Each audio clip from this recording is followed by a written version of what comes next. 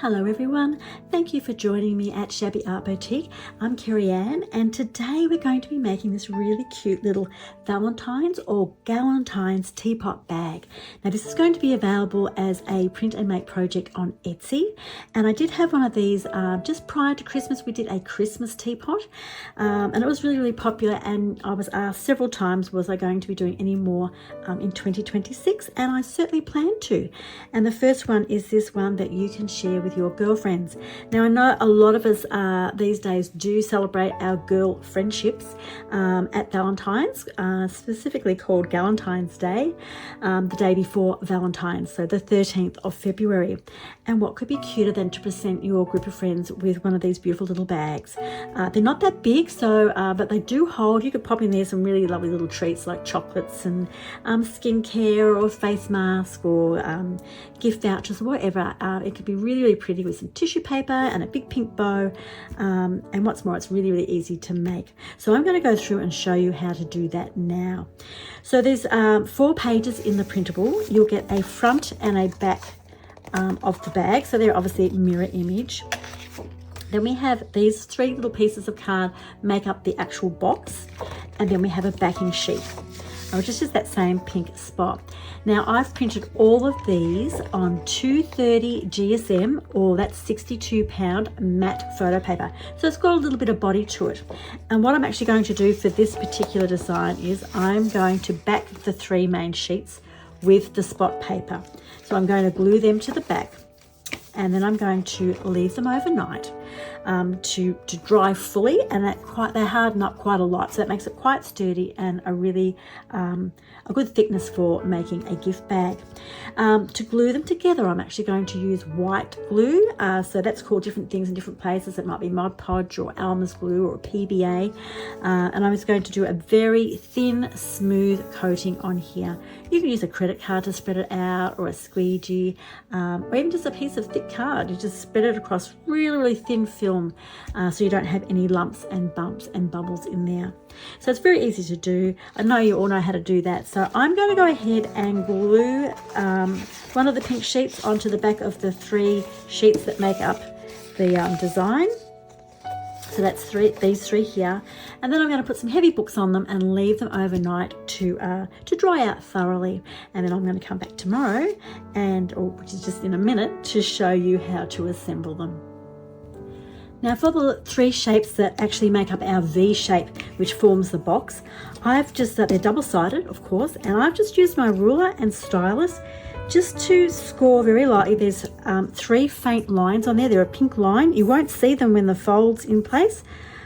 Just a couple of scores with your stylus and ruler, and that's just enough to be able to bend them up like so to form those. These are the tabs.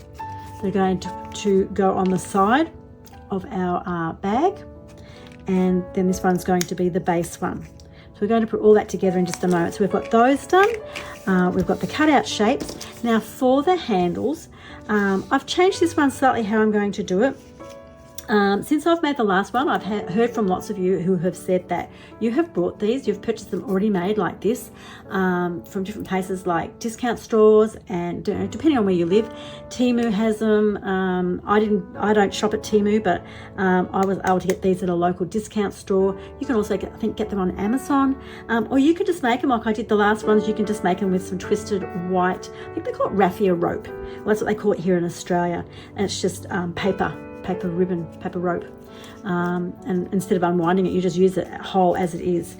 So I'm going to use these, and I'm going to cover this with a little bit of the pink paper, pink spot paper, so that it blends in quite well to the bag. I also got a really great tip off one of the girls from my membership group.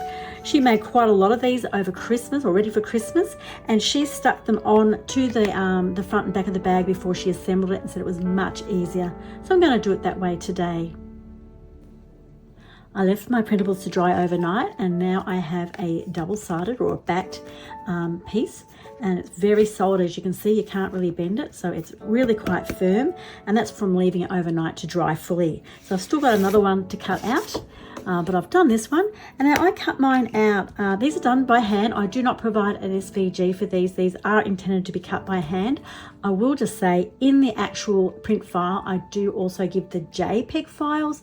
So if you're using a Cricut, you can use those to cut out by machine, but they are intended for cutting by hand, and I've cut mine by hand, and I've just left a really like little 2mm white edge all around the outside, but you can cut it on the artwork. You don't have to leave that white outline on it. I use the Fiskars fussy cutting scissors, but for this one I actually end up using my scalpel blade, which I absolutely love to cut things out with because it just gets right into all those little tight corners really easy. And this is my favorite one. This is the Tim Holtz retractable one. So I really like this one, and I use that the most. But yeah, these are a good pair of scissors as well if you're looking for fussy cut scissors. I do also have on my channel here a video on how to fussy cut, so I'll leave a link for that below as well. So I've cut this one out. I've just got to cut out my second side. For the handles, these purchased ones, I've just cut a strip of paper. So I've printed out one of the backing sheets on just a paperweight, and I've cut a strip of paper big enough just to fit over that base of it, so that when we glue them on here, you're actually not going to see it. It's just going to blend in nicely to the background. What measurement you cut that will depend on what you use for this, where you buy it from, if you make it yourself, whatever. So that will be a variable that you'll have to decide on when you're putting it together. But that's how I'm going to do it. And rather than do it after I've stuck it in place, I'm going to do it first. Like I have glued this one on, and I'm just going to add some glue to this and put it straight on there. That's already done, making it really easy. So I'm going to go ahead and put all that together now. So you can use either a white glue or a clear glue for this. I'll just move that one out of the way, and I'm going to put up quite high up there on the bag, sort of centralized. You don't have to measure this. We're going to lay one against the other to get them level, but I'll just start by putting this first one on, and then that will all make sense. So I'm just using my clear glue here and just doing a nice little bead of glue around the outside there. Not too much, we don't want it to squeeze out. Okay, and then I'm going to put that up quite close to the top, but this is the base here. So get that up there nice and high, and because these move, so we can reshape those. We're just going to push that down. As I said, you're not going to really see where that blends in once the bag is all constructed. So now we've got that one there. I'm going to turn that over like so, and I'm going to put the other one on top of it. Get them so they're even, and that's going to show us where to put this one. I'm just going to line this one up with the other handle.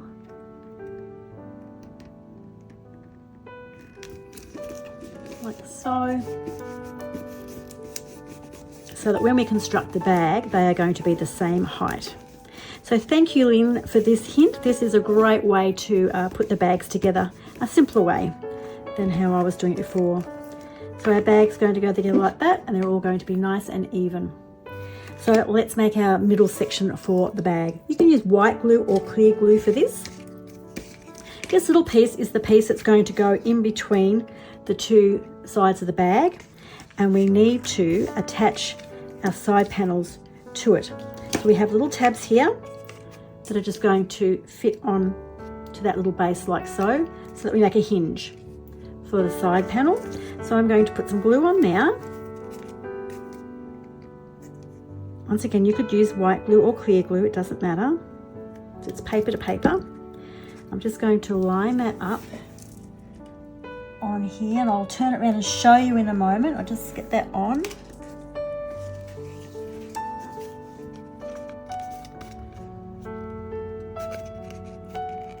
I just wanted to line that up with the edge. So there's one hinge done. I'll do the exact same thing on the other side. So as I said, this goes together pretty quickly, really. Apart from leaving it overnight to dry, and you could just leave that for a few hours. You don't have to leave it overnight, it is better to leave it overnight. It gets firmer, but if you're in a hurry, you could do it just after an hour or two. Just line that up.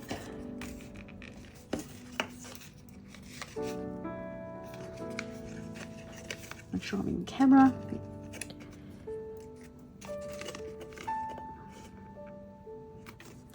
So what we're aiming for there is to make that V shape, because that's going to fit in here. We'll just turn this over, make sure that's all stuck down well.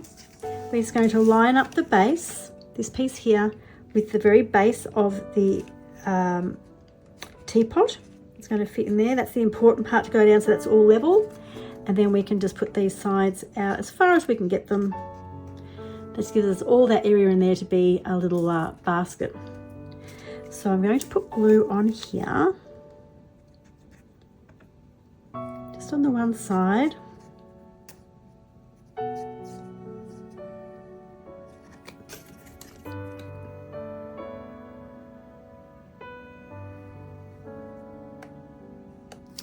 Like so. I'm just going to line up that base. That's the important part, is this little base here. It's just slightly narrower than the base, so let's line it up.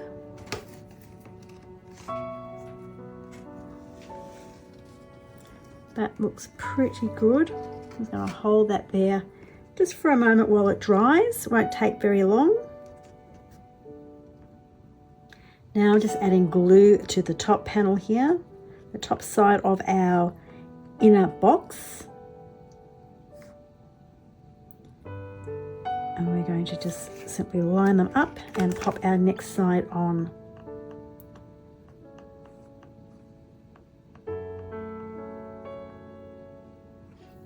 There we go, it's pretty simple.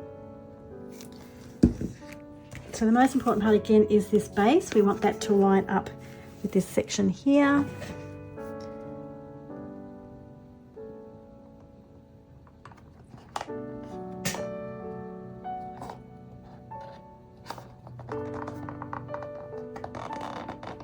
I'm just going to stand it up to make sure that it's actually lining up quite well.